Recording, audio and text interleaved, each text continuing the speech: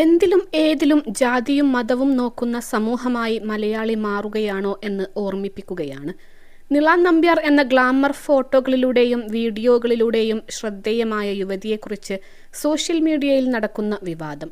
Modelling രംഗത്തും social മീഡിയയിലും സജീവമായി നിൽക്കുന്ന താരമാണ് Nila Nambiar. Semi nude photos എടുത്തും ഹോട്ട് വീഡിയോകളുമായി ഒക്കെ അവർ ശ്രദ്ധ പിടിച്ചു പറ്റിയിരുന്നു. കുളിക്കാൻ പോകുന്ന റീൽസ്, മാങ്ങ ചമ്മന്തി അരയ്ക്കുന്ന റീൽസ്, തുണി അലക്കുന്ന റീൽസ്, വെള്ളത്തിൽ കച്ചകെട്ടി കുളിക്കുന്ന റീൽസ്, അങ്ങനെ റീൽസ് കൊണ്ട് സോഷ്യൽ മീഡിയയിൽ അവർ ഹരമായി. പക്ഷേ ഈയിടെ കൗമുദി ചാനലിന് നൽകിയ അഭിമുഖത്തിൽ താൻ യഥാർത്ഥത്തിൽ ഇസ്ലാം മതത്തിൽ ജനിച്ചതാണെന്നും നേരത്തെ ഒരു ഫോട്ടോഷൂട്ടിന്റെ പേരിൽ മതത്തിൽ നിന്ന് പുറത്തായതാണെന്നും അതിനുശേഷമാണ് നിള നമ്പ്യാർ എന്ന പേര് സ്വീകരിച്ചത് എന്നും അവർ പറയുന്നുണ്ട്. ഇതാണ് വൻ വിവാദമായത്. ഹിന്ദുത്വവാദികളും ഇസ്ലാമിസ്റ്റുകളും ഒരുപോലെ അവർക്കെതിരെ രംഗത്തെത്തി. ആർക്കും കൊട്ടാവുന്ന ചെണ്ടയല്ല ഹിന്ദുമതമെന്നും മലപ്പുറത്തുകാരി ആസിയ നവാസ് പേരുമാറി നിള നമ്പ്യാരായി ഹോട്ട് വീഡിയോകൾ ഷൂട്ട് ചെയ്യുന്നത് അപമാനകരമാണെന്നും പലരും പോസ്റ്റിട്ടു. ഇസ്ലാമിസ്റ്റുകളാവട്ടെ അഴിഞ്ഞാടാൻ അനുവദിക്കാത്തതിന് ഇപ്പോൾ തങ്ങളെ കരി തേച്ചു കാണിക്കുകയാണെന്നാണ് യുവതിക്കെതിരെ ആരോപിക്കുന്നത്. ഇസ്ലാമിൽ നിന്നും ആരെയും പുറത്താക്കാൻ കഴിയില്ല എന്നാണ് ഇവർ പറയുന്നത്. പക്ഷേ നേരത്തെ വയറ് കാണിച്ച് അഭിനയിച്ചതിന്റെ പേരിൽ നടി അൻസിബയെയും കമ്മ്യൂണിറ്റിയിൽ നിന്ന് പുറത്താക്കിയിരുന്നുവെന്ന് നിള അഭിമുഖത്തിൽ പറയുന്നുണ്ട്. എന്നാൽ അതിശക്തമായ ഒരു അതിജീവന കഥയാണ് നിള പങ്കുവെച്ചത്. സിനിമ ലക്ഷ്യം വെച്ചാണ് ഞാൻ ഈ രംഗത്തേക്ക് എത്തുന്നത്. നാട്ടിലേക്ക് പോകാൻ പറ്റാതെ വന്നു. അങ്ങനെയുള്ള അവസ്ഥയിലാണ് ഈ ഒരു ഫീൽഡ് തിരഞ്ഞെടുത്തത്. ആദ്യം ഒരു ഫോട്ടോഗ്രാഫറെ വിളിച്ചിട്ട് കുറച്ച് ഗ്ലാമർ ഫോട്ടോസ് എടുത്തോട്ടെ എന്ന് ചോദിച്ചു. ആദ്യം ഞാനത് സമ്മതിച്ചില്ല. പിന്നെ നാടൻ വേഷത്തിലുള്ള ഫോട്ടോസാണ് ആദ്യം എടുക്കുന്നത്. എനിക്ക് കുട്ടികളും ഭർത്താവും അടങ്ങുന്ന ഫാമിലിയൊക്കെ ഉണ്ട്. ഇൻസ്റ്റഗ്രാമിൽ ഹാപ്പിലി ഡിവോഴ്സ്ഡ് എന്ന് കൊടുത്തത് ഒരു തമാശയ്ക്ക് വേണ്ടി ചെയ്തതാണ്. അല്ലാതെ താൻ ഡിവോഴ്സ് അല്ല. എല്ലാത്തിനും സപ്പോർട്ട് ചെയ്ത് കൂടെ നിൽക്കുന്നത് ഭർത്താവാണ്. കുട്ടികളുടെയും വീടിൻ്റെയും കാര്യം നോക്കുന്നത് ഭർത്താവാണ്. അവർക്കൊപ്പം പുറത്തു പോകുമ്പോൾ ഞാൻ മാസ്ക് ധരിക്കാറുണ്ട്. അതൊരു വിഷമമുള്ള കാര്യമാണ്. പിന്നെ അവർക്ക് വേണ്ടിയാണ് ഞാനിത് ചെയ്യുന്നതെന്നോർക്കുമ്പോൾ വിഷമമില്ല. മുന്നോട്ടുള്ള ജീവിതത്തിൽ ഈ ജോലി ചെയ്യുന്നത് എന്തിനാണെന്ന് പിള്ളേർ ചോദിക്കുമോ എന്നൊരു പേടിയുണ്ട്. പക്ഷെ അവർക്കിത് ഏറെക്കുറെ അറിയാം. മക്കൾക്ക് കുഴപ്പമൊന്നുമില്ല. അവരോട് പറഞ്ഞിട്ടാണ് ഞാൻ ഈ ഷൂട്ടിന് ഇറങ്ങിയത്. മരണത്തിന്റെ വക്കിൽ നിന്ന് തിരിച്ചു വന്ന ഒരു കഥ കൂടി പറയാനുണ്ട് നിളയ്ക്ക്. ഞാൻ കുറച്ച് ഫോട്ടോസൊക്കെ ഇട്ടതിന് ശേഷമാണ് നാട്ടിലേക്ക് പോകാൻ പോലും പറ്റാതെ വന്നത്. ഉള്ള ജോലി കൊണ്ട് ജീവിക്കാനും പറ്റില്ലെന്ന അവസ്ഥയായി. എല്ലാം നിർത്തി. ഇനി നാട്ടിലേക്ക് പോകാമെന്ന് തീരുമാനിച്ചു. അങ്ങനെയാണ് വീട്ടുകാരെ വിളിച്ചു നോക്കുന്നത്. പക്ഷെ ഫോൺ എടുക്കാതെ വന്നു.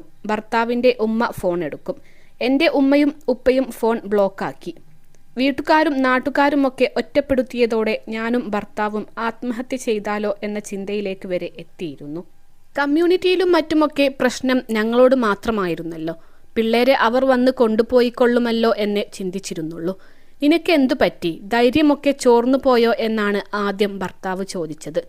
ധൈര്യമില്ലാത്തതല്ല, അതാവും നല്ലതെന്ന് തോന്നിയെന്ന് ഞാനും പറഞ്ഞു. മരിക്കാമെന്നത് എൻ്റെ തീരുമാനമായിരുന്നു.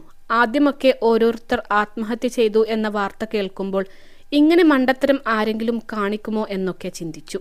പക്ഷേ സ്വന്തം ജീവിതം വന്നപ്പോഴാണ് മരിക്കാൻ വളരെ എളുപ്പമാണെന്നും ജീവിക്കാനാണ് ബുദ്ധിമുട്ടെന്നും മനസ്സിലാക്കുന്നത്. ഞങ്ങൾ മരിച്ചത് എല്ലാവരും അറിയണമല്ലോ എന്നു കരുതി വാതിൽ തുറന്നിട്ടു. പിള്ളേർ ഉറങ്ങിയെന്നാണ് കരുതിയതെങ്കിലും ഇളയ മകൻ വന്ന് വിളിച്ചു. ഇതോടെ ശരിക്കുമൊരു ധൈര്യം തിരികെ കിട്ടിയതുപോലെയായി. അന്ന് മരിച്ചിരുന്നെങ്കിൽ അവൾ സിനിമയിൽ അഭിനയിക്കാൻ പോയിട്ട് അവസാനം ഈ ഗതിയിലെത്തി എന്നേ എല്ലാവരും പറയുകയുള്ളൂ. എങ്കിൽ പിന്നെ ഇഷ്ടമുള്ളതുപോലെ ജീവിക്കാമെന്ന് തീരുമാനിച്ചു. നിള തൻ്റെ ജീവിതം പങ്കുവച്ചു. സമൂഹം എന്നെ നല്ല രീതിയിലാണോ മോശം രീതിയിലാണോ നോക്കിക്കാണുന്നത് എന്നൊന്നും എനിക്കറിയില്ല. നല്ല രീതിയിൽ മെസ്സേജ് അയക്കുന്നവരും ഉണ്ട്. പിന്നെ പുറത്ത് ഷൂട്ടിനൊക്കെ പോകുമ്പോൾ ആൺകുട്ടികളും പെൺകുട്ടികളുമൊക്കെ എൻ്റെ കൂടെ നിന്ന് ഫോട്ടോ എടുക്കാറുണ്ട്. 50-60 വയസ്സിനുമൊക്കെ മുകളിലോട്ടുള്ളവരൊക്കെ വന്ന് സംസാരിക്കുന്നതൊക്കെ വളരെ മോശമായിട്ട് എനിക്ക് തോന്നിയിട്ടുണ്ട്. കാരണം അവർ കാണുന്ന കാഴ്ചപ്പാട് അങ്ങനെയാണ്. ചെറുപ്പക്കാർക്ക് ഞാൻ എന്താണെന്നറിയാം. സെലിബ്രിറ്റികളെ കാണുമ്പോൾ ഫോട്ടോ എടുക്കാൻ വരുന്നത് പോലെ പെൺകുട്ടികളാണ് കൂടുതലും വരാറുള്ളത്. അവരത് പോസ്റ്റ് ചെയ്യാറുമുണ്ട്. എനിക്കത് പോസിറ്റീവായിട്ടാണ് തോന്നുന്നത്. എല്ലാ മേഖലയിലും നെഗറ്റീവും പോസിറ്റീവും ഉണ്ടാവും. അങ്ങനെയുള്ളപ്പോൾ ഈയൊരു മേഖലയിൽ കൂടുതലും നെഗറ്റീവ് ഉണ്ടാവുമെന്ന് വിചാരിച്ചാൽ മതിയെന്നും നിള കൂട്ടിച്ചേർത്തു. പക്ഷേ നിളക്ക് പിന്തുണയുമായി നിരവധി പേർ എത്തുന്നുണ്ട്. ഇത് ഒരു തൊഴിലാണെന്ന് കണ്ടാൽ തീരാവുന്ന പ്രശ്നമേയുള്ളൂവെന്നും ഇതിലൊന്നും ജാതിയും മതവും കലർത്തരുത് എന്ന് അവർ ചൂണ്ടിക്കാട്ടുന്നു. സണ്ണി ലിയോൺ എന്ന മുൻ പോൺ സ്റ്റാറിന്റെ അനുഭവവും അവർ ചൂണ്ടിക്കാട്ടുന്നുണ്ട്. നിരോധിച്ചിട്ടില്ലാത്ത എന്ത് തൊഴിലും ആർക്കും ചെയ്യാമെന്നും അവർ ചൂണ്ടിക്കാട്ടുന്നു. അൽസലാമ ഐ ഹോസ്പിറ്റൽ 21 ലക്ഷത്തോളം സന്തുഷ്ടരായ ഉപഭോക്താക്കളും 2 ലക്ഷത്തോളം തിമിര ശസ്ത്രക്രിയകളും പൂർത്തിയാക്കിയ മലബാറിലെ ഏക കണ്ണാശുപത്രി. ലോകോത്തര നിലവാരമുള്ള ചികിത്സാ സംവിധാനങ്ങൾ, എല്ലാ നേത്രരോഗ ചികിത്സാ സൗകര്യങ്ങളും വിദഗ്ധരായ ഡോക്ടർമാരുടെ മേൽനോട്ടത്തിൽ. Al Salama eye hospital, hospital road, Perinthalmanna.